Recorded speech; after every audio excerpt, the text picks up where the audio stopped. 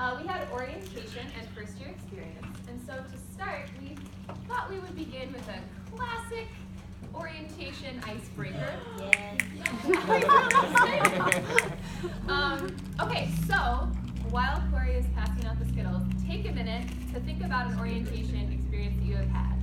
Grad school, undergrad, high school, if that was part of your high school experience, but just like have an orientation in mind. Okay. Then take a Skittle. Then turn to the other people in your group, and based on the color of Skittle you have, share your answer to the corresponding last sponge. So if you have a red one, talk about like how long your orientation program was, so like a few hours versus a week, for example, etc. I will read them all to you. I trust that you are literate. But yes, take a moment and share these answers with the people at your table. And go. Never. I didn't know we weren't supposed to eat them. Oh yeah, no, we're sharing. Okay, so I'm trying to remember back to my undergrad, and I remember meeting other students. River Hall would be really easy. So I'm going to go back to Century, 8 years ago, 9 years ago. And there were a lot of students there, but I didn't know anybody. So I just showed up and did it, and then left. So it was. Really? Didn't really meet anybody? Not really. No, I mean because I had just decided that I wasn't going to go to a 4-year school, and I went to Century, so I saw it as like a consolation, okay, this is going to be easy, and I just brushed everything off. So I felt take advantage of meeting all of them. Yeah, so I didn't take advantage of like anything Century had to offer, and part of that was on me, and part of it is like I didn't know, like I kind of wanted to be involved and stuff, but I never really saw the opportunity. Knowing what I know now, that's what makes me really want to reach out to students who aren't involved in anything. Yeah, for sure. What about you, Jacquez? Just a few more seconds, so wrap up Oh the yeah, thoughts. I was on orientation with you. So you did that. Yeah. So orientation is my thing. Yeah, I don't know. Who'd you meet? All the Everybody. freshmen. Okay, so hopefully you have some frame of reference, some basis for what we're talking about moving in. So we wanted to start out just by giving you some historical context for the field of orientation and first year experience. So orientation programs started to appear in the 1880s, specifically at Harvard and Boston College. And the initial orientation programs were very focused on the academic piece, so making sure that students were registered for classes, making sure that they were connected to faculty. It was very practical, focused on the academic component.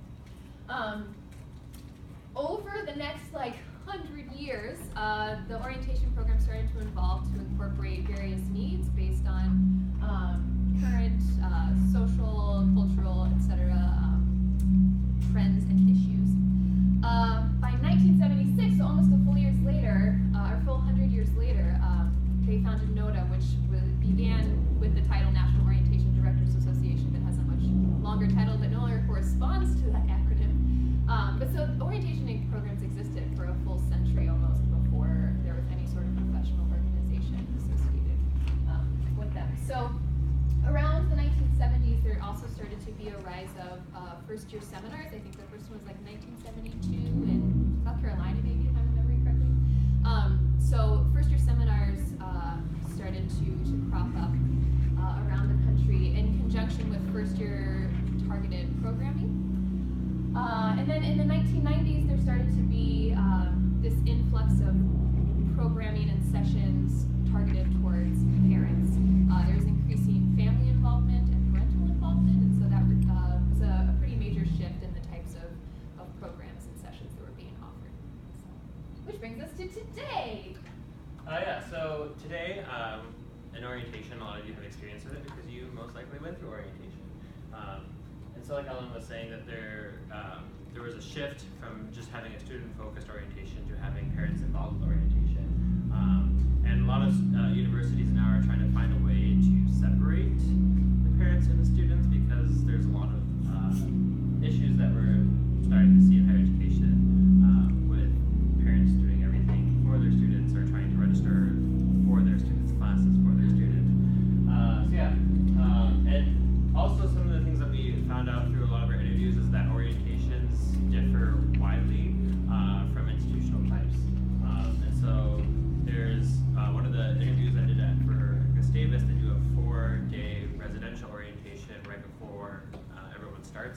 other institutions that will do complete online orientations. You'll have some institutions who do 1 or 2 days in the summer, and then the students go back home, and then they come back in the fall. So it all varies on how people do stuff. And yeah, there's different, also based on the institution, it'll vary on what that orientation looks like. So at Gustavus, they really focus on community building and getting people to feel like they are at Gustavus and that they're part of the community. Other institutions, if they have really great outdoor community, they might go on a hike around the institution and kind of highlight those key points that they're trying to advertise. One of the interviews that I did, the director was talking about how one of the small portions of orientation is you want to try to provide what admissions was advertising. So if admissions is advertising, this great, music department, or if they're advertising the campus and how beautiful it is, if they're advertising the community, as an orientation person, you want to make sure that you're trying to provide that. Because one of the reasons why students chose that institution is because of what was advertised by admissions. And sometimes there's discrepancies in that, and how that looks, and sometimes you can't provide what was advertised, how that looks. We also found that a lot of orientation programs today rely pretty heavily on current students and orientation leaders, so peer groups are actually a pretty major component of orientation programs. I think for the most part across the board, even though orientation programs looked very different, there was current student involvement in I think every single one.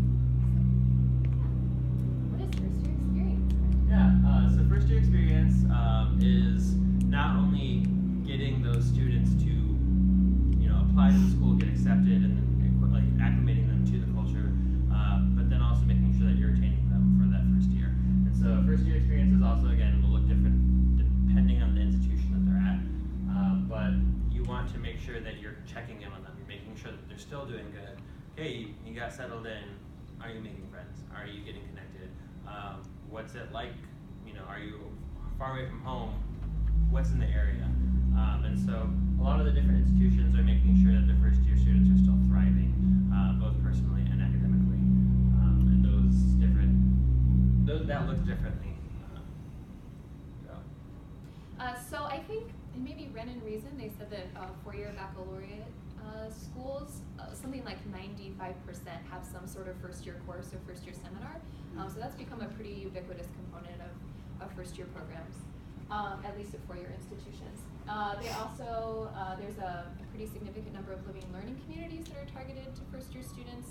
Macalester, for example, has their residential, their first year residential communities based on your first year course, so you're living with the people that you're going to class with, whereas others are focused on major or a specific theme or topic. I cited a lot of examples at Mac because, or at Macalester, because I was present for their orientation this year, so it's heavy on my mind, or not heavy, but present, if you will. So there are also specific programs and sessions that first years attend throughout the first year, focused on introducing students to campus culture and what it means to be a student at that institution. So Macalester, for example, has This Matters at Mac throughout the year, and they'll focus on different topics. Sexual consent and assault was a topic early on in orientation, for example. Some of the interviews that we did, orientation professionals are trying to look at some of the critical issues, which we'll get into, and they're trying to figure out ways to incorporate how to address those issues. So at the University of Minnesota, one of the things that came up was resiliency, which has come up in a lot of different areas. And so one thing that they're looking to incorporate is it's okay to fail, and how does that look? Because most of the students are coming in don't know how to fail, and they don't think that's okay to fail. And so they're going to be addressing that with orientation. First year experience. So the first two interviews we're talking about are the two that I did. I interviewed Becky Carbo, who's the Director of Orientation and First Year of Programming at Hamline University. So she's done a lot of her, or spent a lot of her career at Hamline. And I think that she had a graduate assistant position, yeah, at Hamline too. So Allie, you're just waiting to take over that. So Hamline's orientation program, from my perspective, coming from a small liberal arts school, seemed very familiar to me. They have a Piper preview, which is an early summer orientation that I think is just 2 days, one overnight in between. That's very focused on registration, and then at the beginning of the year, at the beginning of the semester, they have a mandatory orientation for all incoming students, which is more focused on the social and the cultural pieces of orienting to campus. Although the orientation programs do not last year-round, she did say that there is a lot of work to do year-round. They've already set dates for the 2017 summer orientations, for example, so it's very ongoing, lots of planning far in advance so that they can coordinate with various offices and speakers that they bring onto campus. This is a theme that we observed throughout our interviews, but at Hamlin, orientation is focused in the campus activities office, and we actually found that a really great way to get to orientation is to start in campus activities and express an interest in an entry-level campus activities position. So my second interview was with Erin Distad, who works at Century College, and although her position says she's the director of first-year programming, she's actually one of like the co-orientation coordinators. They have a completely different orientation program. They have several hours sessions, so you only go to one session for orientation, and it's very, very focused on academic advising and registration and that practical component, rather than having a social integration. They used to have a welcome week, and there wasn't a lot of student interest, so they canceled it. Am I wrong? Student Life puts on a welcome week. Okay, I think it's not through orientation anymore, which is perhaps the difference. Because she said that at least whatever they're doing now is different from what she was doing when she started. So she was saying that because you can start at Century at the beginning of any semester, and they start orientation programs several months before every semester, they're essentially offering some sort of orientation program year-round. So October is really the only quiet time. They're getting ready to start offering orientation sessions for second semester. And then as soon as second semester begins, they'll start looking at orientation programs for the summer and then for fall. So it's really just a constant cycle. But the benefit of that is that they also have the ability to change things at a pretty immediate pace. So they can look at yesterday's session and say, well, that didn't go well, let's do that differently tomorrow. So an advantage of that format. Right, trying to get through these good time. Yeah, sorry. I interviewed two people. Kara Rodriguez is the assistant director of Welcome Week. She works at U of M. And so it was really cool. She taught me about her track and getting into orientation, and she worked at Colorado University in Denver, and she started off in academic advising and then made a lateral move. And she wanted to specify that even when you feel like you're making a lateral move, it's not always a lateral move, and you're actually gaining opportunities, and it's a great career move as well. And so a lot of things to echo what Ellen was saying. And then I also interviewed Andrea Genso at Gustavus, and she was kind of talking a lot about that aspect of trying to provide what admissions is advertising. And some of the key things that they said was really helpful for people who are going into this field is adaptability and innovation. You're always trying to make sure that you're staying with what students are using. So for instance, one of the things that they're talking about is how students really don't use Facebook anymore, as parents and grandparents are using Facebook. And so students are using Instagram and Snapchat, and they're finding ways to try to do their advertising for orientation and events through those unconventional social media. And innovation and adaptability is a huge quality to have for that. So one of the primary reasons so many schools have orientation and first-year programs is because it really helps smooth student transition. We read about that in Human Reason recently. So just this idea that you're affirming students' choice in the college, and you're also introducing them to the social, academic, and cultural elements of campus to make sure that that is a smooth transition. And it's tied to student retention, so from the financial perspective, orientation gets a lot of support in that way. Yeah. So some of the critical issues that we talked about with Title IX being really important with universities and how they're doing trainings.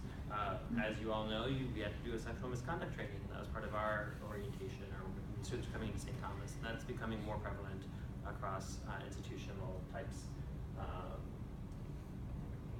We've talked about mental health and resiliency pretty in depth, so I won't go into a lot of details now. But it was something that came up in every single one of our interviews. Online courses are a thing. all of this information is more in detail in your handout.